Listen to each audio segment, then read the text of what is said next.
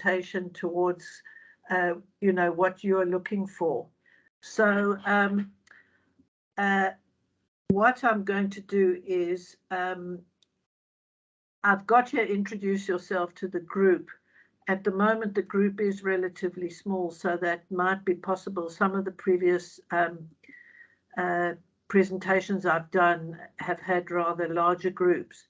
So maybe that would be a good idea. Just if you would write in the chat box something, who you are, well, your name is on the, unless it's different from your name, just who you are, which department or faculty you're from, and what you need funding for. So we'll take a few minutes to do that. And what I'm going to try and do is capture, sorry, I should have cleaned out that, is to just capture your responses as you type them. It seems to have not saved what I was doing late last night. That's a good reason not to work late into the night. I've no idea. May I just check if I've got the right presentation?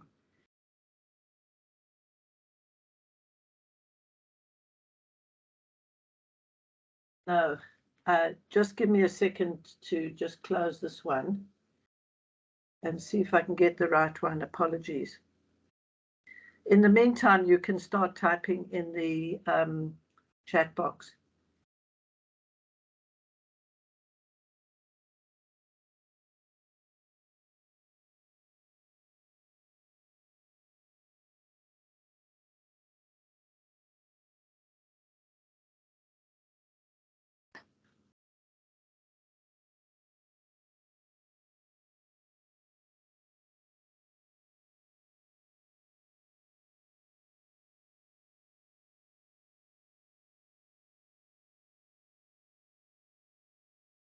Okay, I think I've got the correct one now.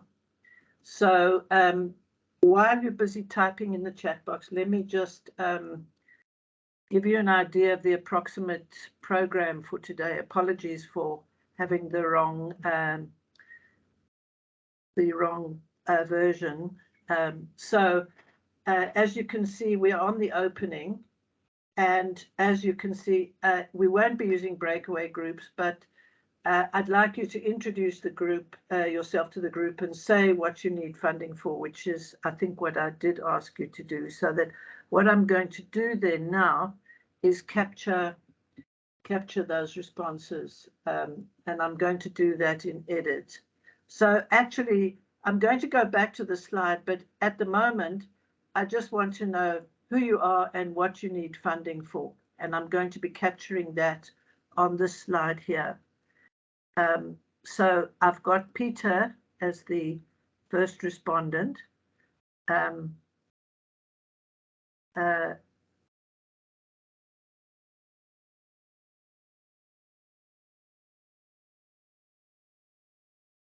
Right, so this is quite an interesting narrative. He says his research has now grown to the level of needing more funding.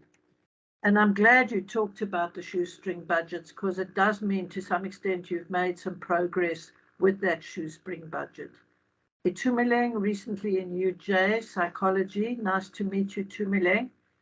And his research is in well-being studies. So he needs funding to expand research interests. Just you can all read the full chat, but I'm just putting a summary here. Okay, and then Mamo, is Masai your first name? Yes, Masai from Chemical Sciences. By the way, my interest is in chemical education, so I have a little bit in common with you. Sorry, I didn't mean to type your name there. So you are looking for actually a bigger research grant from either the EU or NRF. I will be dealing with a bit about the NRF and fabricating this, and so I think your research area has some wider interest and application, so looks like an important area of research. So ESA, Faculty of Law, everybody's from widely differing and requires funding for developing researchers in the field of private international law. So you want developing the researchers is your main need. And it's very important because, and I certainly think so, it's a very important field and it looks quite an exciting method. So I'll put there. And anyone else, you can also unmute and talk if you don't feel comfortable typing. So let me see if I've missed anybody out. I've got 4. Yes, I've got all 4. Anybody else want to say what their funding needs are? Or even if it's just something general?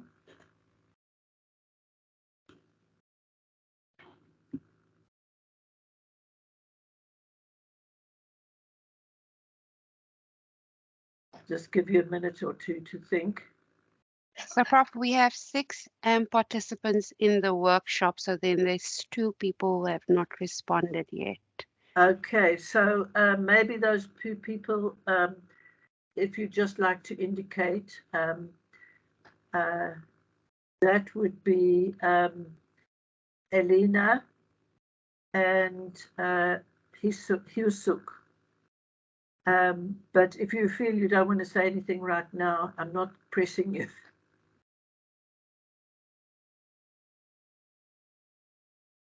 Okay, so maybe you want to hold fire for a minute. And you can see the questions that I'd like to ask. We've looked at what do you need. So now this question is to just get your understanding of what a grant proposal is before. Okay, Maximus, you're just listening. Okay, no problem. So, and Elena, general tips. So I'll add that in. Thank you, Elena and Maximus. Oh, I'm sleepy this morning. I beg your pardon. Oh, what is your understanding of a general proposal? I mean, a grant proposal, sorry. And you can either, again, just unmute and talk, or you can just write something, what your understanding is about a grant proposal. I guess my thinking is that you need to know exactly what you want to do so that the reviewers will get a sense that you know where you are, what the money is going to be used for. I think another thing, and I've just applied for an NRF grant now, and I had to sort of rework the budget to be much more detailed than what it was at first. So I think that's also something to like have a, I don't know, detailed budget so that the people who decide on whether you get money are convinced that it's worth their while. Okay. And also show that you know your field, or you know your area of interest. Yeah, that certainly goes into the first point you made about knowing exactly what you want and knowing your field. But I think here I'm kind of asking a much more general question. You know, what is this document? You know, maybe people don't know what. I'm going to go into quite a lot of detail about what goes into the document. But your understanding, so I like this thing about knowing exactly what you want and needing the appropriate budget. I think that's very relevant. But if there's anything else anybody wants to add to what they think a grant proposal is. Professor, if I may come in here, you know, I always assume that, well, for the time that I did apply for grants, it was more for a project that was ongoing already. So in other words, there's already clear goals. So yes, I know exactly what I want and so on, but it was a project that was being worked on. So, and there are goals, and those goals are achievable to begin with. It's just that the funding is the stumbling block, you know. So that for me is the important thing. And you know, sometimes, no, not sometimes, all the times that I've applied and I received even a portion of what I applied for, you know, shall we say, the panel was looking more already at a work in progress, a type of a project along the line. Okay, no, thanks. That's very useful information, and I've just tried to capture the main essence of what you were saying. Anybody else want to add something to that?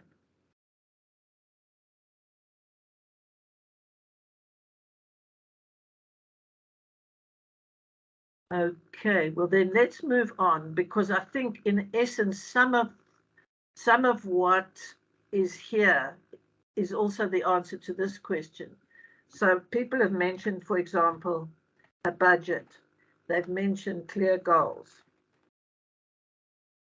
Is there anything else that you think is kind of essential that needs to be in it? And you can again type, or you can either write in the chat or just talk. It's nice to hear voices, but and I'm happy for both. Hi, let me try and say something maybe. I think it ought to be attractive. So very often, did you say? Attractive. Okay. Very often the researcher ourselves think that we've got the greatest idea in the world and we believe in it. But this proposal needs to convince those people who are going to give money towards this project idea that it is indeed worthy of being done. It's important, and they can part with some money toward it. I think those are very good points, that you think it's very attractive. And I'll just put the word here, appears attractive, and then I'll say but, and then we'll put that in as one point. Anybody else got anything else they'd like to say?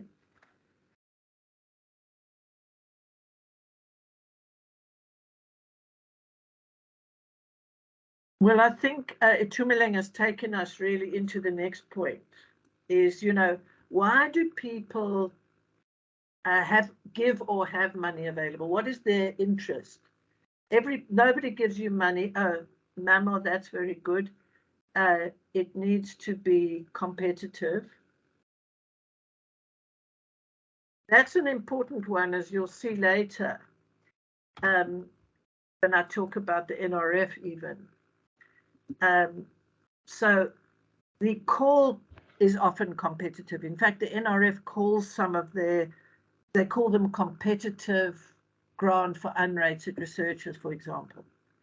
So they accept that it is competitive.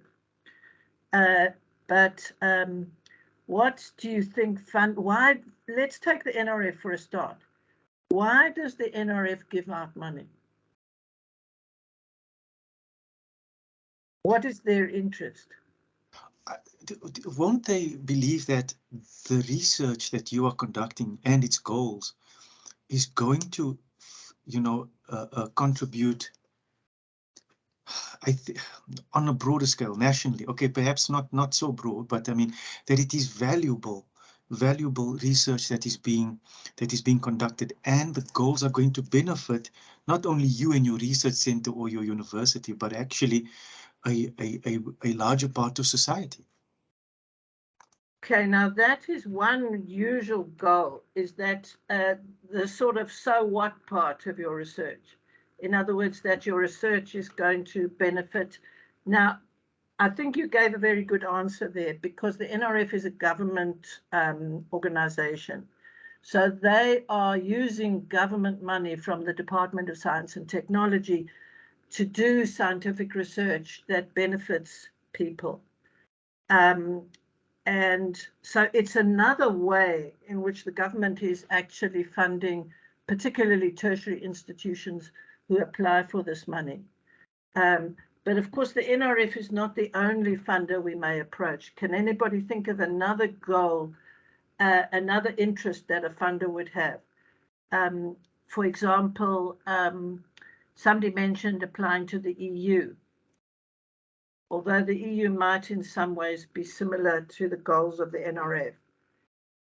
But there might be an additional thing. Here we are in South Africa applying to the EU. Does the EU apply to South Africa, for example?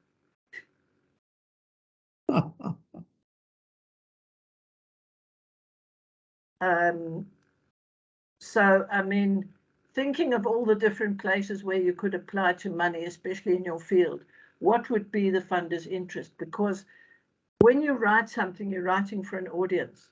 So you really need to analyze what that audience's interest is. Prof, along the same lines as what you're saying, they would differ according to the specific agenda, interest, or even values of those people who are holding the money. Exactly. That's what I want. I want to hear what some of those interests might be. Look, outside of these government-run organizations, even the EU and so on, you find money sitting in private hands, you know, because people have died and left a trust and so on. Okay. And those individuals would have spelled out the specific values through which they want to have a continued impact on the world beyond the grave. I imagine that when you have this idea, you want to read what people have money available for. Yeah. Either channel your own interest towards that, or in fact look elsewhere. Now that's a very good point. So I mean, for example, let's say the Desmond Tutu Trust. We all know the Bishop Tutu and what he stood for. So the kind of things that he stood for, the trust would want to advance those interests. Okay. And what about, say, one of the big capitalists, like, say, the Fulbright or Rockefeller?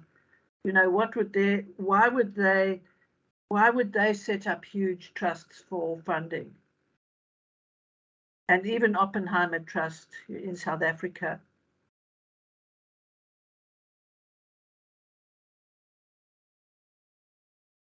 I'm not sure if they may be doing stuff for tax purposes.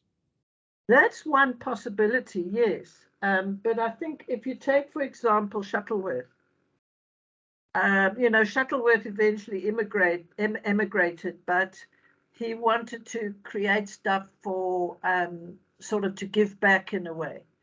So there is sometimes a kind of humanitarian objective from those trusts. But you can see that everything that we've talked about on those first 2 points are really what we call extrinsic goals, okay? So they've got to benefit society. I'm giving back. Even some of these, like the EU. That's why I said, why is South Africa not giving to the EU, or you know, why is people in the EU not applying to South Africa? Because it's well understood that the EU countries are very wealthy. And so their governments and the UK government and the US government, they realize that if there is too big a poverty gap between rich and poor countries, they are actually going to suffer. Their colonial things might suffer, but it's also, we want these countries to succeed in some way. So there is a little bit of a sort of humanitarian concern, but also I mean, South Africa puts a lot of money, you know, has grants, because if people are absolutely starving, the country will also be very unstable. So it's also about stability of these countries. But for me, the most interesting thing is, what about the people who do blue skies research? Do you know what I mean by blue skies research?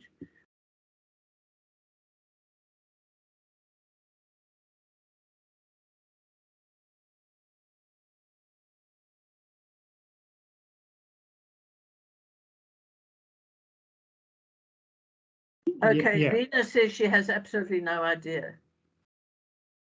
Anybody heard of that term before? Prof, Yeah. I think it's when it's open-ended, and those who have money may be looking for new ideas that really think out of the box, can push new frontiers of knowledge. And so there wouldn't be a demarcated, structured agenda coming from the fund, except to have the researcher think out what they may want to do as absolutely innovative.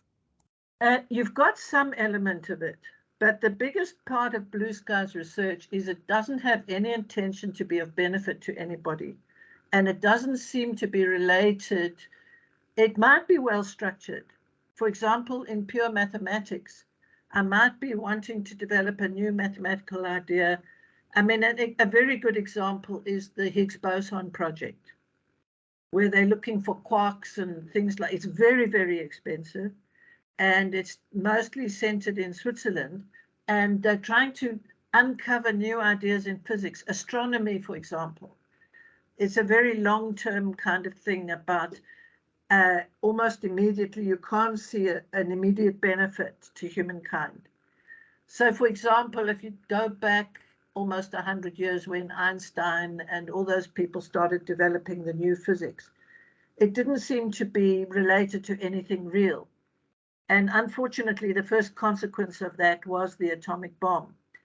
But then there was the issue of nuclear energy, and all the scientific ideas, when they were developing, didn't seem to be leading towards anything.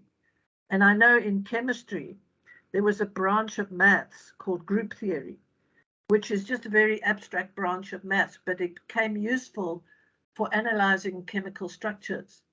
So it's very hard to get that kind of money, except that if you look at, for example, the space race, they do see maybe some eventual benefit, like going to Saturn and things like that.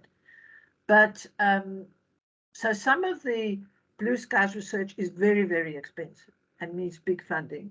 Some of the blue skies research is just like applied maths or something. And when you're a mathematician, very few people may understand your mathematics, but later on your ideas might prove useful in some way.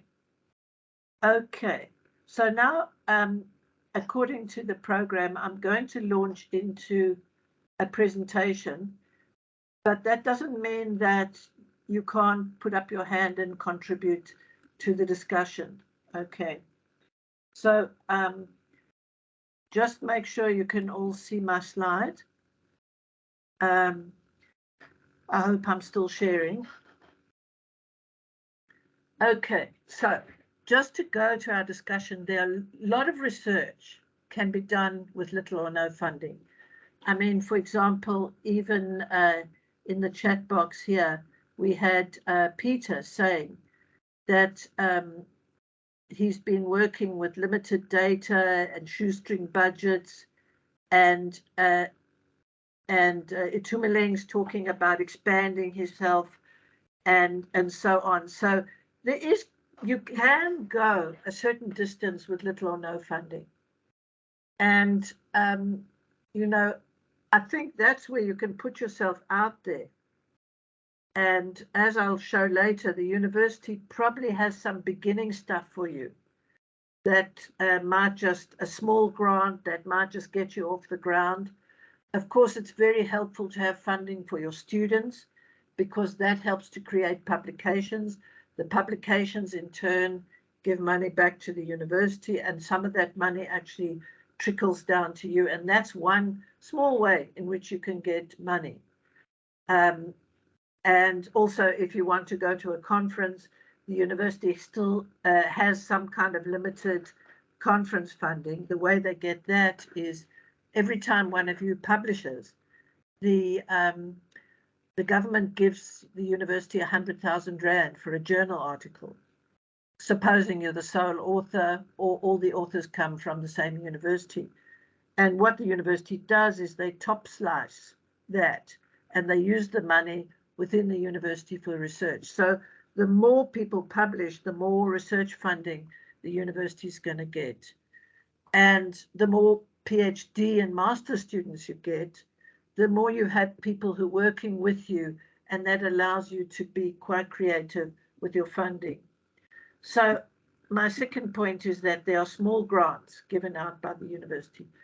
I started my research career in about 1990 with a small grant at WITS, a teaching and learning grant. And that allowed me to do a small number of things, which then allowed me to grow further. And I've mentioned, for example, the research incentive funds. That's the 100,000 Rand, which then trickles down. It varies university by university how much that trickles down. I'm going to talk about statutory body funding in the NRF. It really depends who you are, what you do. The NRF has a variety of instruments. And then there's external, local, and international funding, like Mellon, Carnegie, Fulbright. And sometimes you find there's an issue call. So it's, something comes out, say, from the NRF. Do you know anybody in Japan? Because we've just signed an agreement with Japan. And so the condition for going for that grant is you need to find yourself a collaborator in Japan. And I'll talk about these as we get to them. Okay.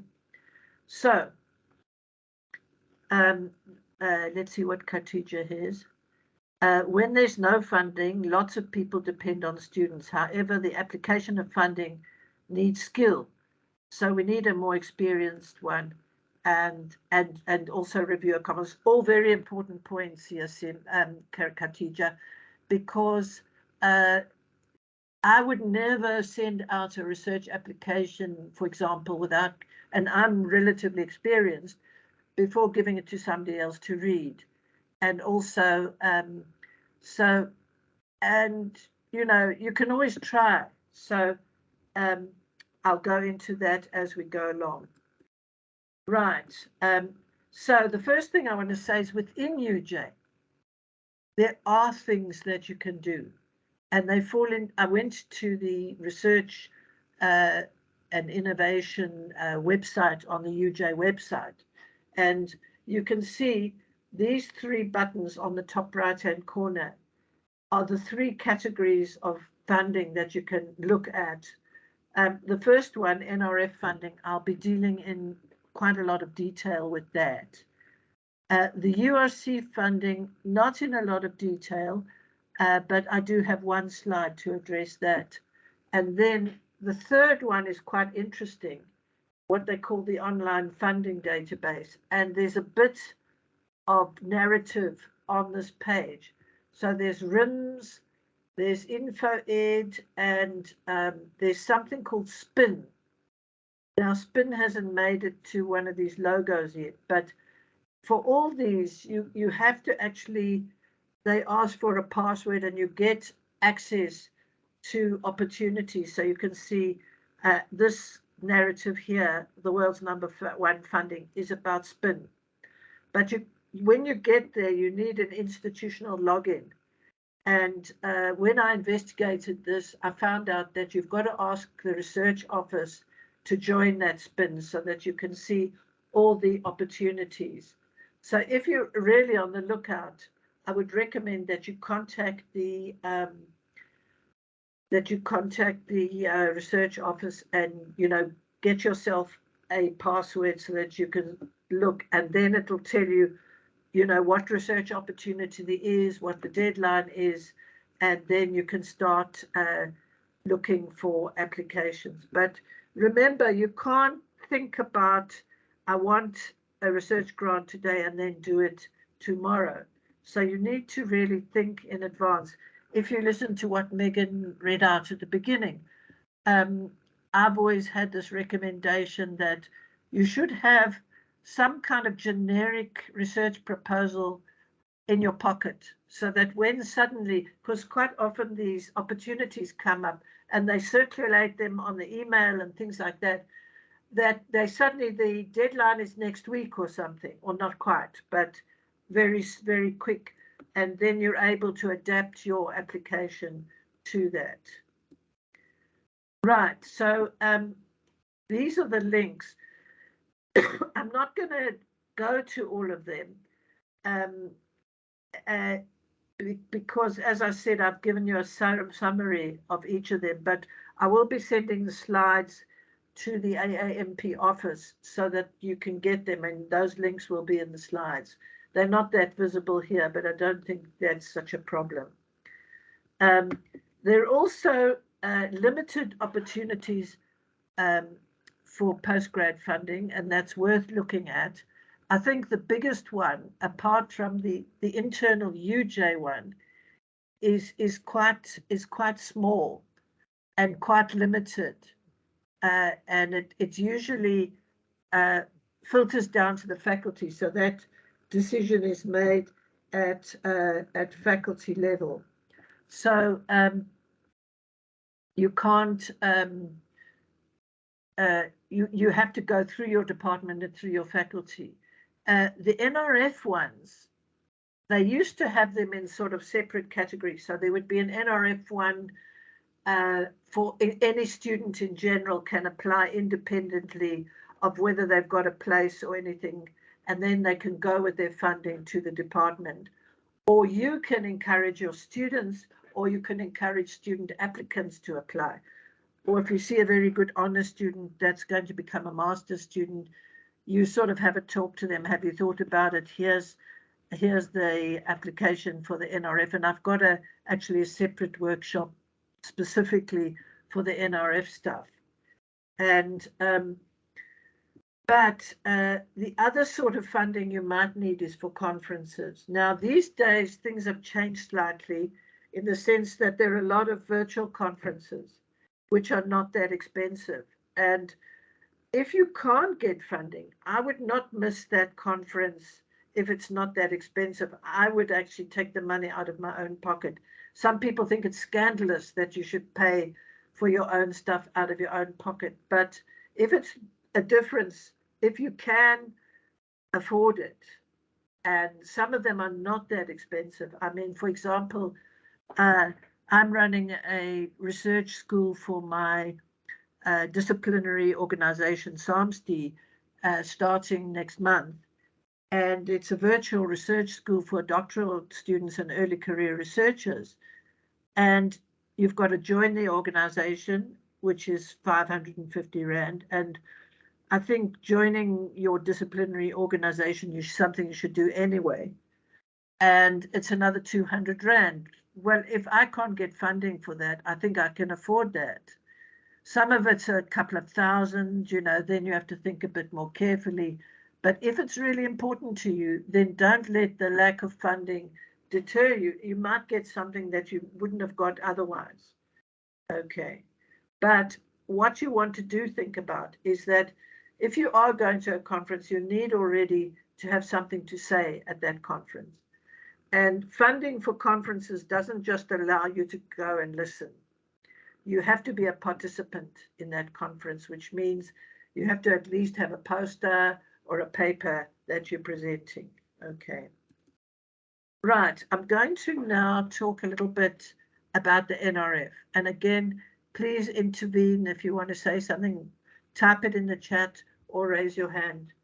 Okay, these are the range of offerings that the NRF has, okay? And you can see some of them are very developmental, some of them are for high flying people. There's the Blue Skies one. So having explained what Blue Skies is, NRF has a particular grant category for Blue Skies research. And I think you probably have to be quite good.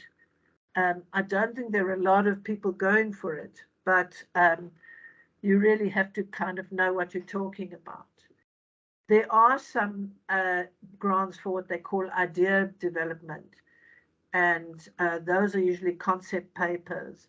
THRIP, if you're in something industry related, is where industry gives half the money and NRF gives half the money. SACHI is a much bigger formalized thing. That's a research chair, and that's usually an institutional grant. It doesn't go to an individual. Just to go to the other end of the spectrum, whereas that's for a center of excellence, that's what COE stands for, or a professor. On the other side, you've got Tutuga, where it starts before you even get your PhD, and it develops, but I think there's a minimum age level for that one. But it does get you into the groove of grants, and it allows you to start developing yourself up to what they call the rating track. So then there's international collaboration, which I mentioned. Then there are strategic platforms. There are a few for equipment, but this one here is a big basket. Mostly competitive support for rated researchers is the one, and the other one is for unrated researchers. And you might be surprised to realize that the more competitive one is the one for unrated researchers, because there are far more unrated researchers than rated researchers. So people put in applications, and firstly, there's a quality check on the application. So I've sat on some of these panels, and for example, the one meeting I was at, there were 36 applications for unrated researchers in my field, which is education. And they said they actually only had money for 6 of those 36. So that's how competitive it was. Because first of all, one of the things one does in those panels is to rate the proposal without even looking at other categories like budget and things like that, just the internal quality of the proposal itself. And they have categories like excellent, a very good, good, and so on. And it has to be very good before it can be judged of high enough quality to qualify for funding. Now, there were applications which were judged to be very good, but they didn't get money because there were more than 6 of them. So you've got 2 bridges to cross in that you've got to be better than the other people, and you've got to get to that very good rating. And then after that, are you doing the budget well and things like that? At the competitive level, at the rated researcher level, there are fewer applications, but the same story still applies. Okay. So I'll just stop here and see if anybody's got any questions about the various NRF funding programs.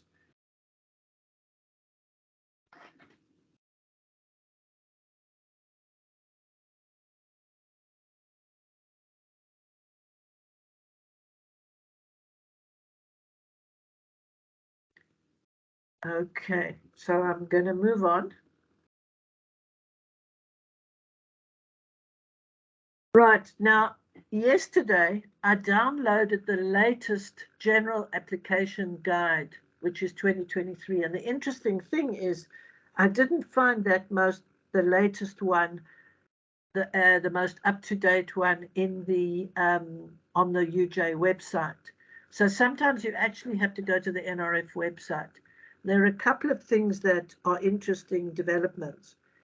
Normally on the NRF, as you'll see later, there's a submission page where you upload all the stuff to do with your grants, and I'll be talking about that in more detail. But now they've got another kind of website for non-NRF grants as well. So they have what's called Review Period 1 and Review Period 2. In my experience, most of the NRF grants, they want them in by the end of April, early May. Now, I think the COVID pandemic might have disrupted that schedule. So I'm talking on a correction here, but I think you've probably missed that boat until next year. But it's worth reading through those documents to see what they actually need and what you've got to do so that you can plan well in advance. Then there's a period 2, and we're into period 2 now, which is the second half of the year.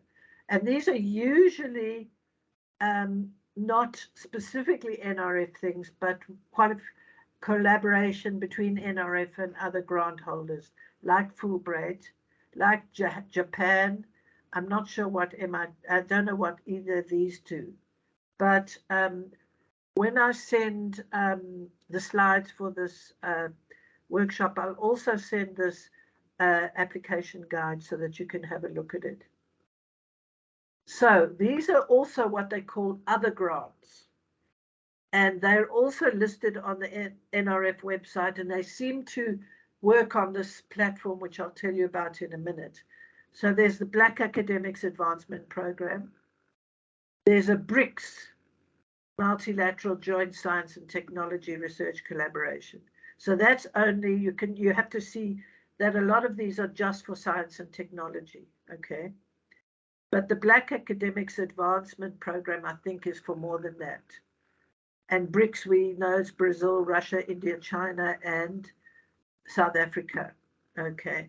Then I don't know what FBIP stands for, but they are small grants. Then there's something called the Global Research Council. Where it says closed call, it means that it's too late to apply for this year. But you can still try and find out about that, okay? So here are some more. There's so many. I think I have 3 slides of them. And these ones, at least most of these, apart from I and J, and GHIJ, they're all international joint research programs, like I was telling you. So there's one from Italy, Belgium, China, France, and the Netherlands. And what I usually do, because my experience is for those, they usually want you to have a collaborator in Italy or Belgium or China or whichever one. So often if I've just been to an international conference, there was once one about a collaboration with Switzerland.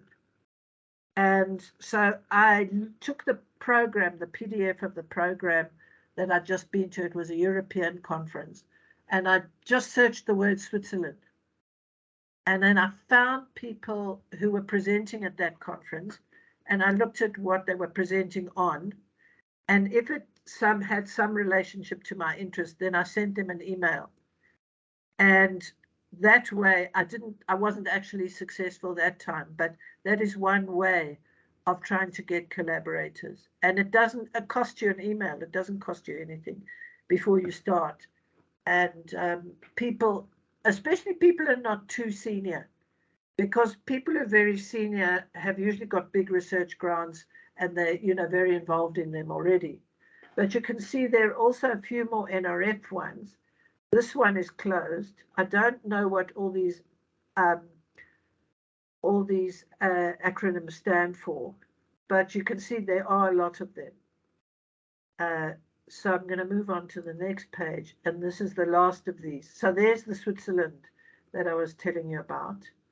And this one is specifically biodiversity on a changing planet. So that's more kind of in the biological sciences.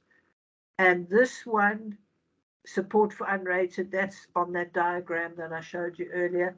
And then Y-rated, so then Tutuga, which I talked about.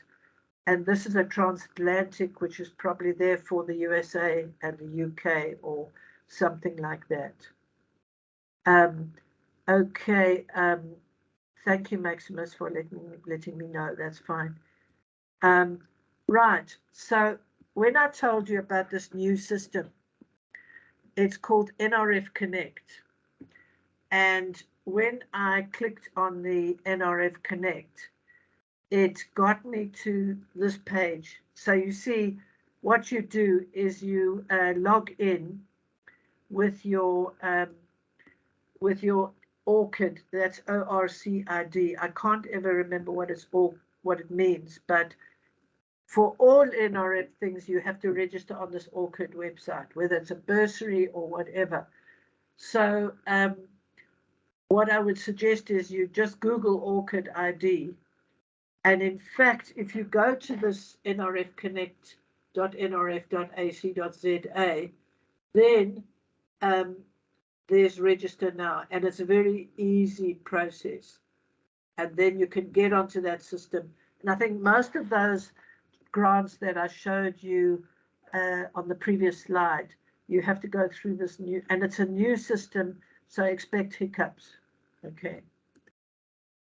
Okay, so I'll just pause there because what I'm going to do now is talk about the proposal itself and what you need to put into it and what you've got to think about when you're writing proposals. Anybody want to put in anything? Just give a minute for people.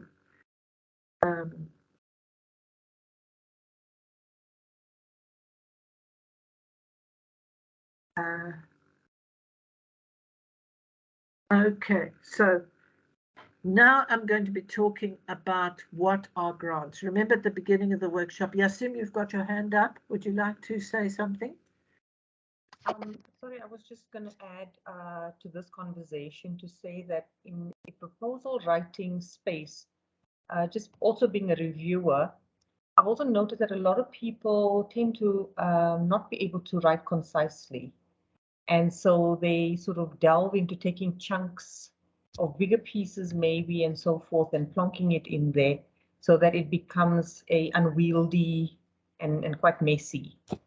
So one of the sort of strategies of writing a good proposal is to be able to write something concise, precise. If you could put whatever you need in terms of the what, who, how, when, and all that on just a one-pager and sort of work from there, rather than sort of think of it as a research proposal.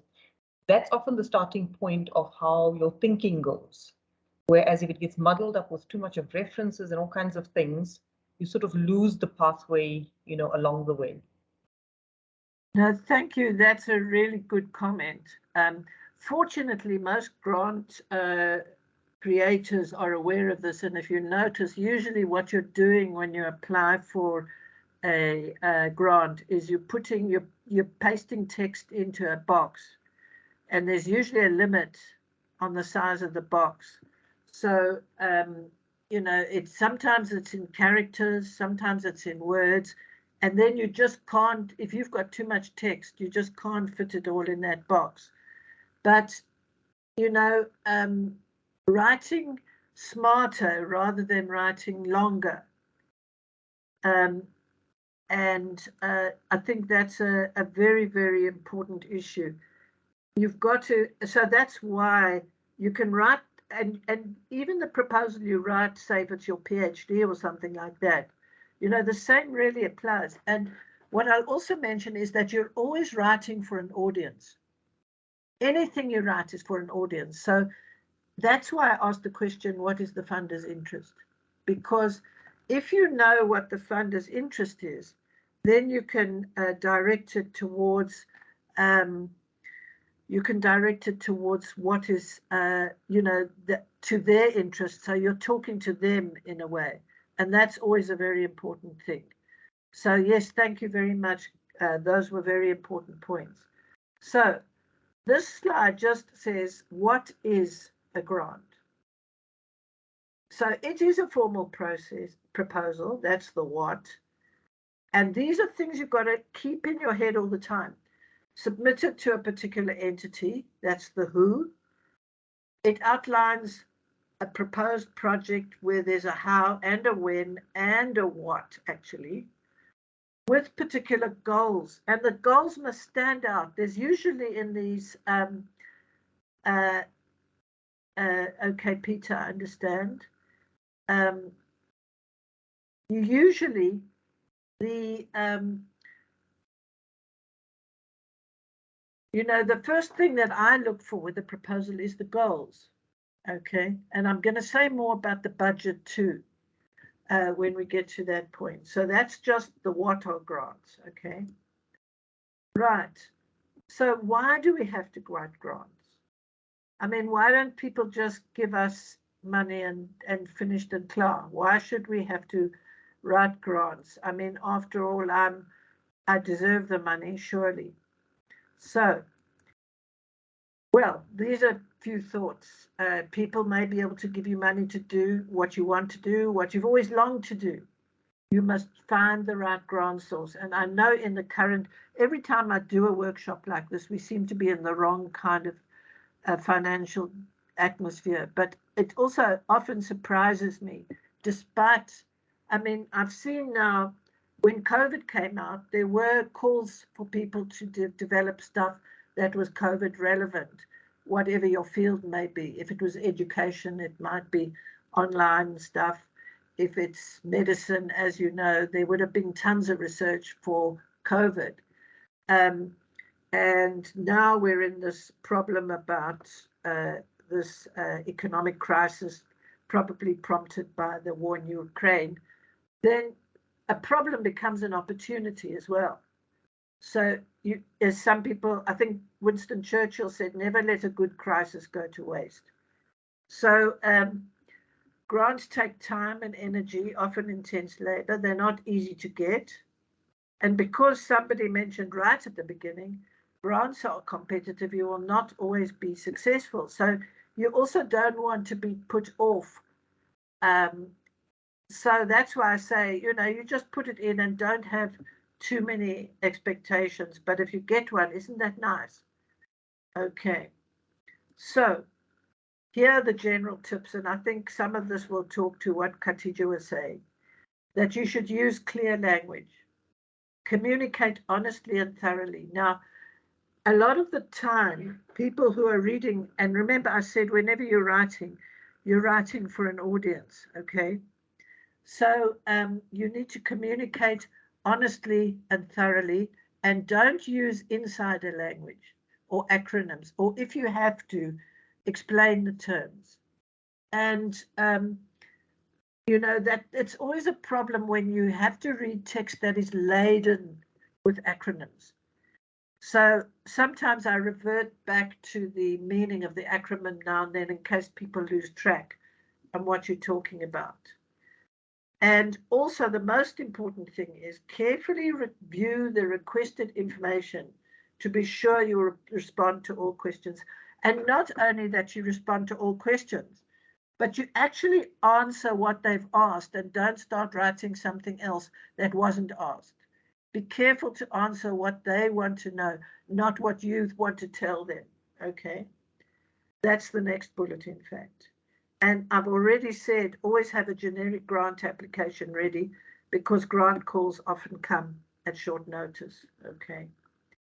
So what are the general parts of a grant? And it might be phrased in different ways, but there's, first of all, the need statement or the rationale.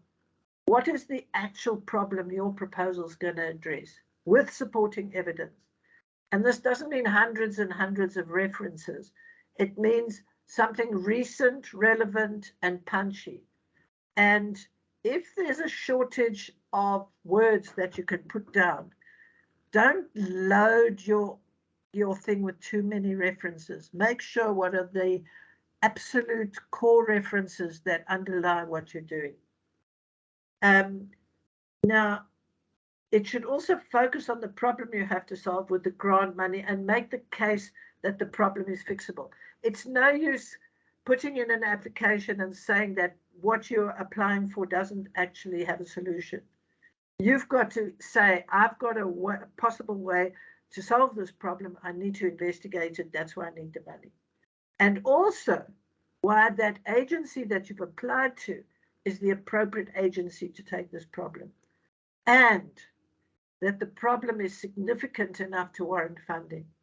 So those are all things that you've got to keep in mind, okay? So the project description, you know, when I start reading one of these applications, I need to have what we call an advance organizer. So there's a short summary up front, which prepares me for the text that is coming. So all the things that you're going to expand on in a very brief form. And convincing your reader that your way of solving the problem is the best way. So we've talked about the need statement. We've talked about the upfront summary. The goals, what are the desired outcome? What are the long range objectives and the short? Now, one thing about objectives is I've noticed in people's proposals as well, there are many different ways of framing objectives. You can have research questions, you can have hypotheses, you can find objectives, you got aims. And what people tend to do is they, for example, if I take objectives and research questions, the one is very often just a rephrase of the other, and therefore it's repetition. So I would say that you take the one which is most common in your discipline, but remember people are not in your discipline. And there should be one short-term thing that you're talking, I mean, one short, not short-term, but short way of writing it, like an overall aim. And then if you've got space, you write research questions, okay? And your object goals should be reasonable, measurable, and bound to a specific time frame. And they must fit the requirements of the call or the framework document. So you have one eye on the framework document and one on what you want to achieve, and you try and bring the two together. If you don't do that, it probably won't get very far. It might even get chucked out before anybody looks at it in detail. Then is your action plan. What are we going to do? A step-by-step description of sequential activities that must be completed to achieve the object. And be clearly and specifically say who will do this each step and what will be done then. Now the NRF, some of the organizations, when they have these templates where you've got to populate the boxes, they don't necessarily go in the order that you would normally write a proposal. They might ask for something earlier than what you want. So you've got to think, what have you told them and what's coming next? And is it might not have been in the order of that generic or one rough one that you have. So you have to see that once you read the whole thing, does it read logically and coherently, which I think Khatija was also referring to. Okay, now the budget is a very important thing. As I said to you, the NRF doesn't even get to the budget if you haven't been classified as very good. So, but when you get to it, you say how you'll use the money you received. And what you're spending, this is one thing that the panel really looks at, that what you're asking for actually fits with what you say you're going to do, or that the quantum of what you're asking for fits with what you say you're going to do. If you ask for some exorbitant amount for something that costs about the 10th of the amount, they'll say, well, you have no idea what you're talking about. And also, very often the funders specify how much money is going to be given.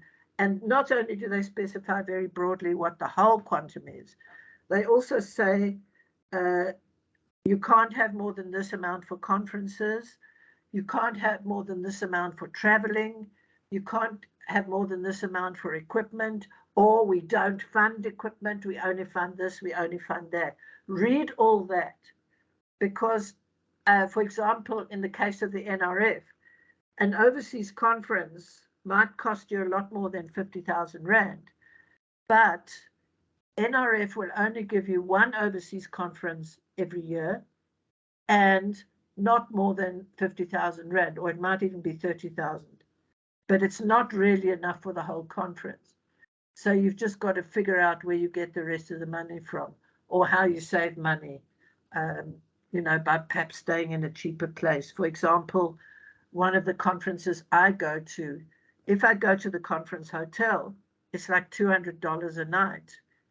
And also in America, the room is the room, doesn't matter how many people you fit in that room. So one way of cutting your costs is sharing a room with somebody.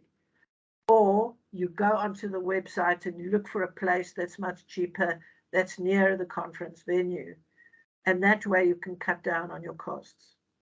And you need to be realistic, be detailed enough to explain how the money, and make sure everything adds up correctly. And I'm not sure if I've got this later, but don't work on this philosophy that they always give you less than you ask for, so ask for more. They really get annoyed when people do that. So really don't do that. Ask, make your, and that's under realistic, be realistic. So don't just up the stuff because you know they're going to give you less. The way you can work with the less is, for example, with the NRF, let's say you asked for 100,000 and they only gave you 20,000. Then you would have to cut down what you're able to do with that money. And then when you do your report to the NRF, you say, I wasn't able to do this, this, and this because I didn't get all the money I asked for. But don't overquote because that makes you look stupid. Right, here are some possible funders. Now, these are mostly in my discipline, so they might not be that useful, except some of them are kind of across disciplines like Rockefeller, Bill and Belinda Gates. I believe they've now got separate foundations, by the way. Newton Grant. So, and inside South Africa, SASL does bursaries. It also does chemistry research, for example. If you're in social sciences, this Chikalulu Social Investments does all the grants for First Rand Foundation and for other big banks and possibly Anglo-American and so on. Xenex is very much only education, and so is Pearson. First Rand Empowerment is under Chikalulu, I think. And I've talked about the NRF. Right. So the next part of my talk, I'm going to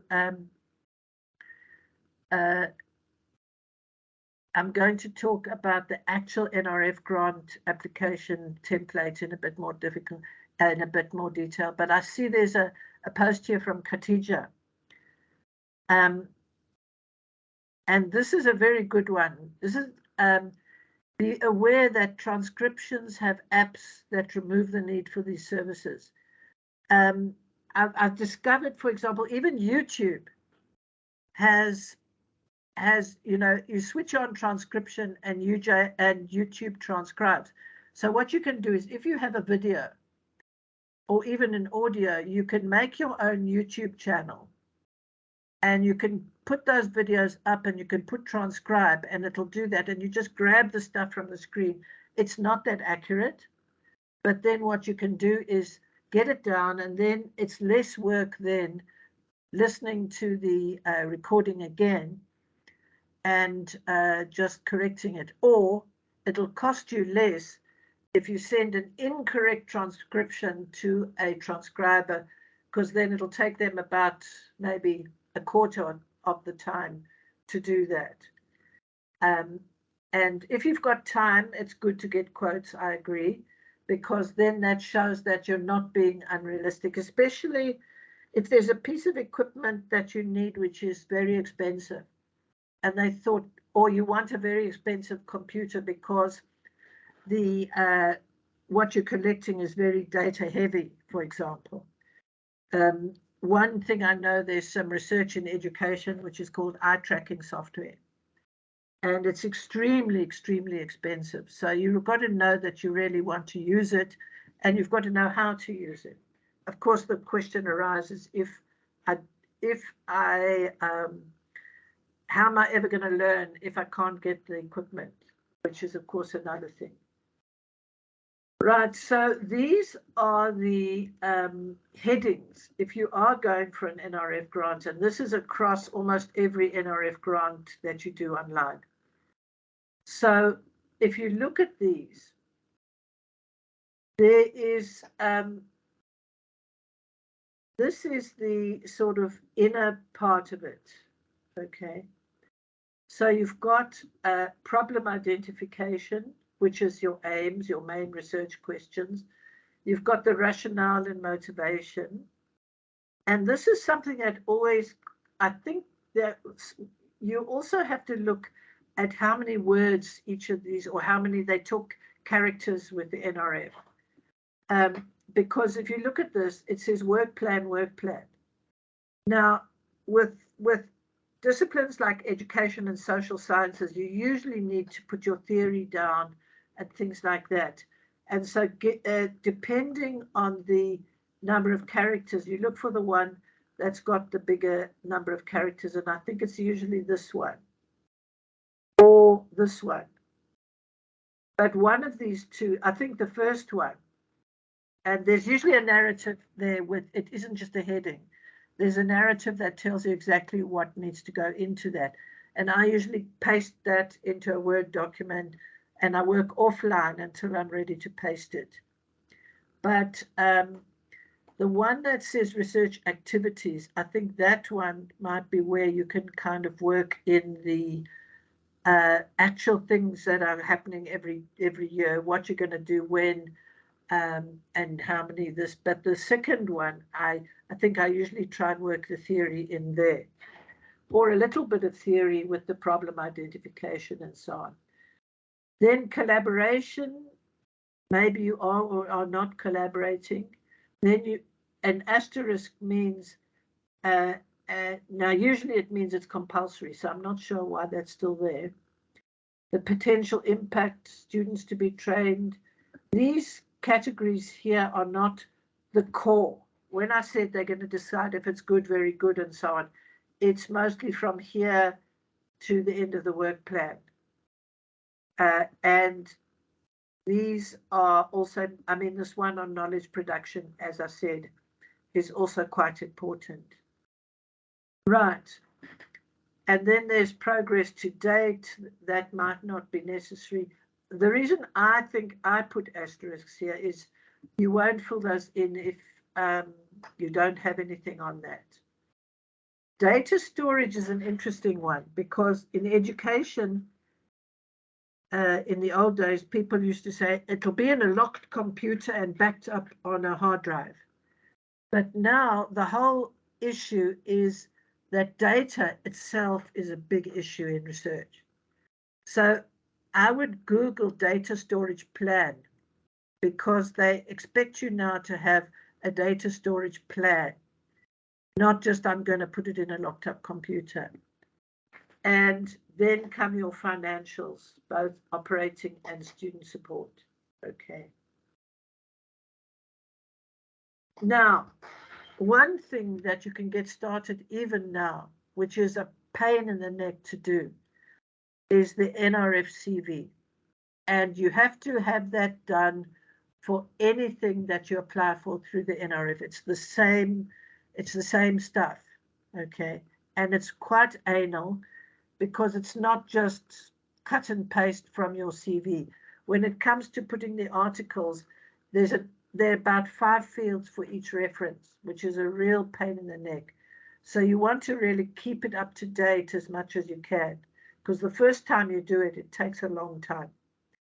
And I got myself into a lot of trouble the last time I applied for rating because it said something like sync. I wasn't sure if it was syncing with one of the online databases, and it made such a mess of my CV. I had duplicated references and so on. And when I got hold of them, they said, oh, that thing doesn't work, you mustn't use it.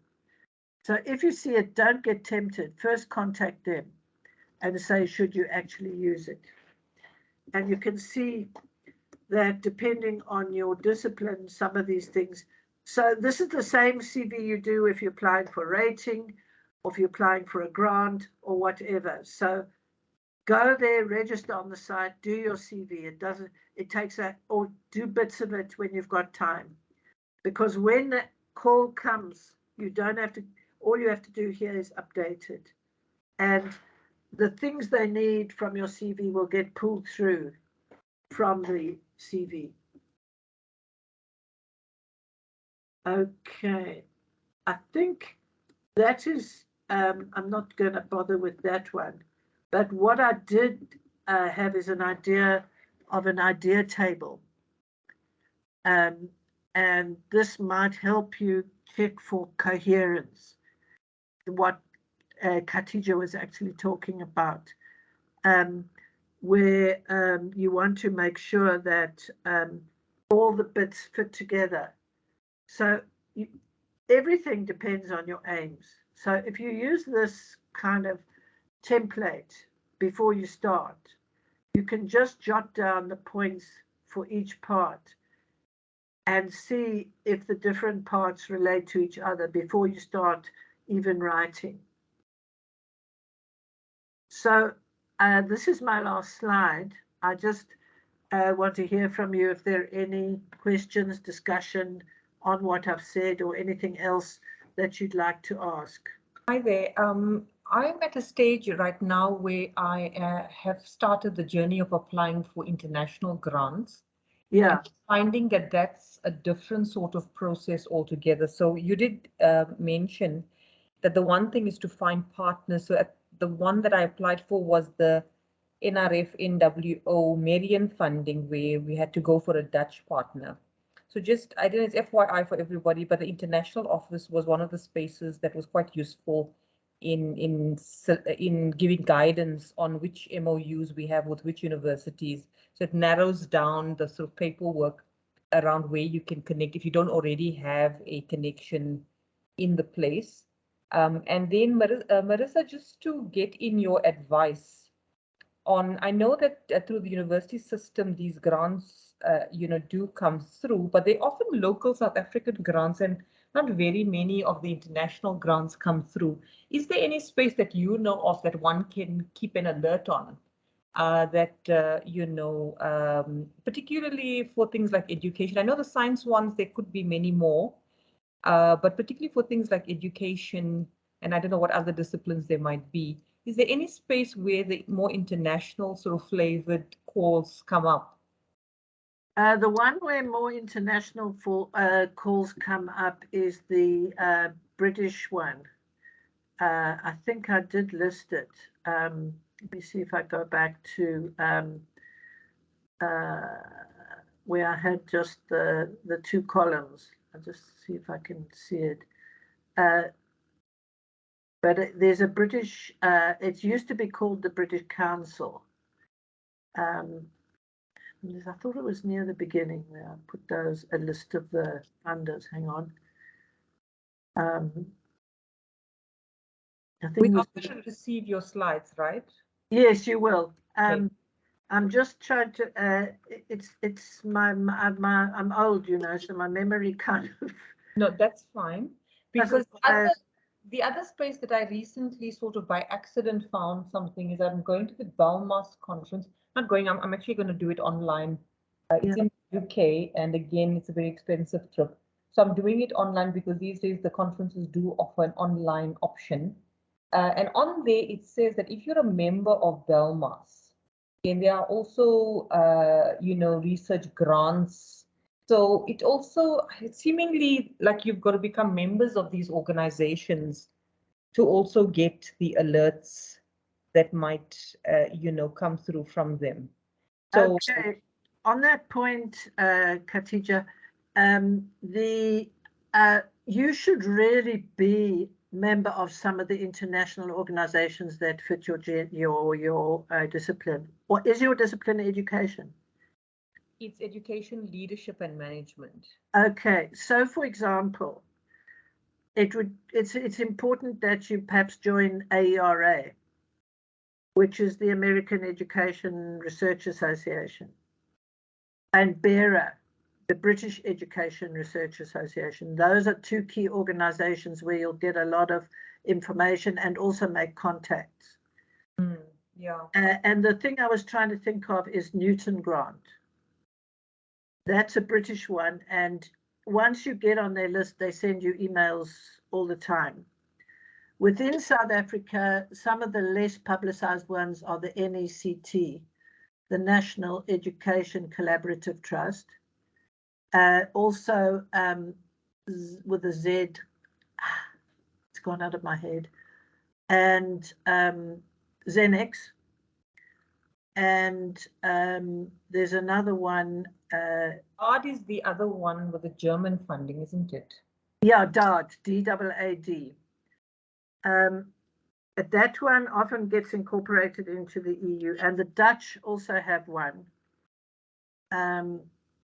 But what you also want to do is establish meaningful links with people in other countries, because that always allows, you can always say, now I've got a collaboration with this person in this country, because certainly with the Newton grant, they usually want a British partner.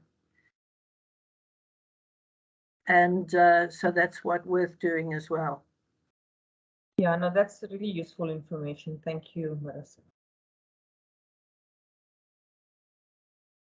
And actually things like Rockefeller and Fulbright, do have some education sites.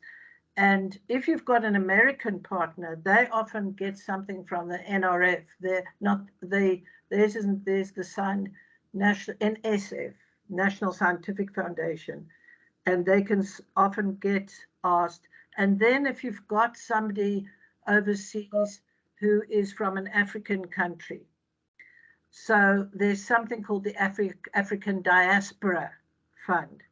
So if you've got somebody who is originally from another African country, you can target that particular person. So the Africa-wide ones, yes. Under ASAF, ASSAF, there's a kind of directory of African scientists. So sometimes things come up on a sort of pan-African thing there as well. And in my discipline, which is science education, there's something called SAMSTI, the Southern African Association for Research in Math, Science and Technology. And notice it's Southern African. So you can get collaborators from the SADC countries for that.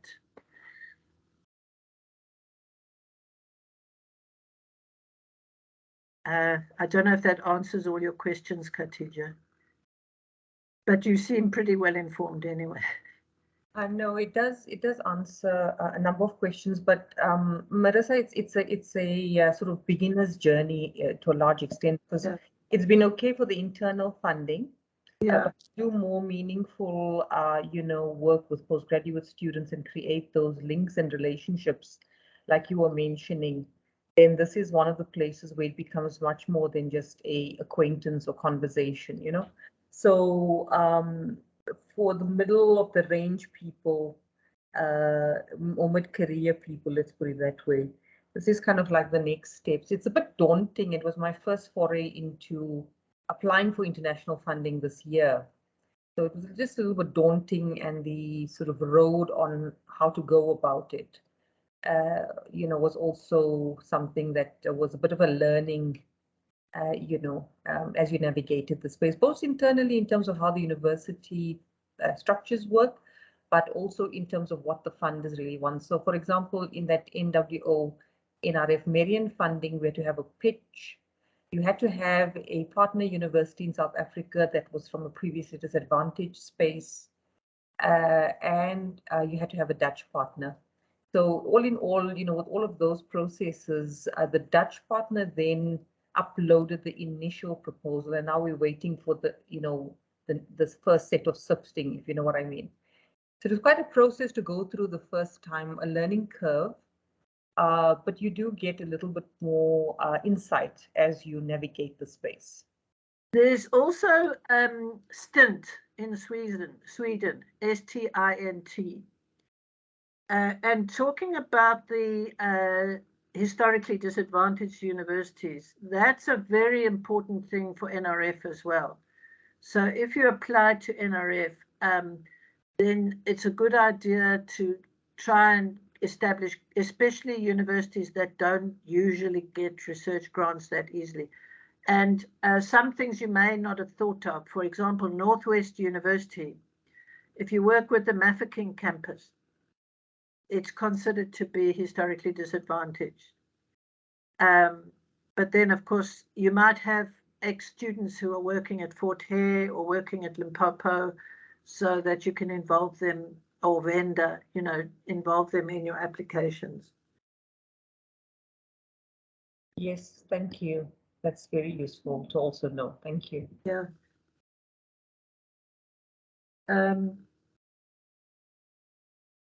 But that your point about the international office, I'm actually wanting to put that down right away in case I forget. I'll put it onto the slides before you get them, where I'm talking about UJ.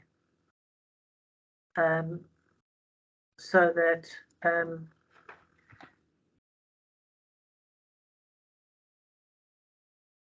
is it called the international office at UJ? Yeah, so normally when you apply for research funding, there is a research office that obviously gives you a lot of the side documents and things that funders generally need. They guide you on where to go for those things because funders tend to, but that's only in about the second round when funders will want certain things. But then if you're wanting a partner and you have no idea how to get a Dutch partner or you don't know anybody and all you're going to do is internet surf and find people, the problem is that if the university doesn't have an MOU with that university and those people, it's quite a process to get it all going. So it's better off that you find somebody who already has an MOU at the university that you can piggyback on. And that's where the international office comes in. They also make the connection. So they will email people and introduce you so you don't go in cold, if you know what I mean. Now that you mention it, I think Wits has the same thing. And I happen to know the one at Wits at the international office because he's a former PhD student of mine. So, but you do get very good, you know, Asa, you're welcome. Thank you very much for joining. As I said, you're all free to leave now. But if you're finding the discussion useful, then, you know, I'm happy to carry on because we do have until 12 if that's, you know, if that's what you need. But, you know, I'm not the font of all knowledge. I can just stimulate a discussion as well. So if other people who have ideas, you know, please feel free to put them in.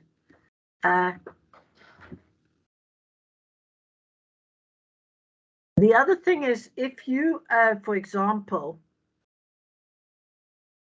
are knowledgeable about, you know, what you look at the people whose work that you're citing or people whose theories are useful to you, because people get very flattered if you go to them and say, you know, I'm a great admirer of your work and I've been working in this area, would you be interested in a collaboration, etc., etc.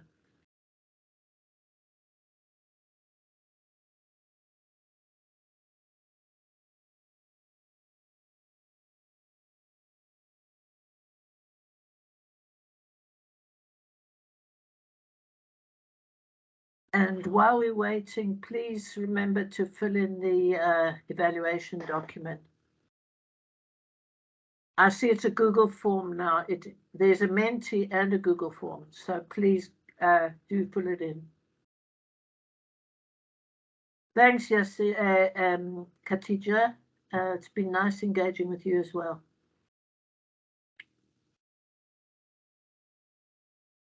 Hi, Kapila. I didn't see you there. Oh, I no, it's joined late. Aren't you in engineering? Yes, I am. So, I mean, industry you shouldn't neglect as well.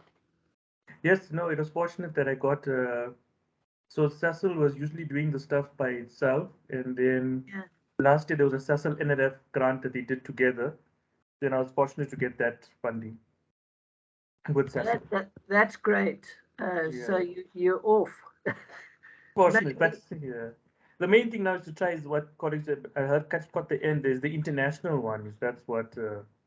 Yeah, that's where the EU one and all is just so daunting. Colleagues are saying. Those Horizon 2020 and stuff is. They can only say no, you know. But it's like so much work, as colleagues said. It's like so much work to even get to the point where you feel you're comfortable enough to submit, and then you do get. It's so much work to even to get to that no.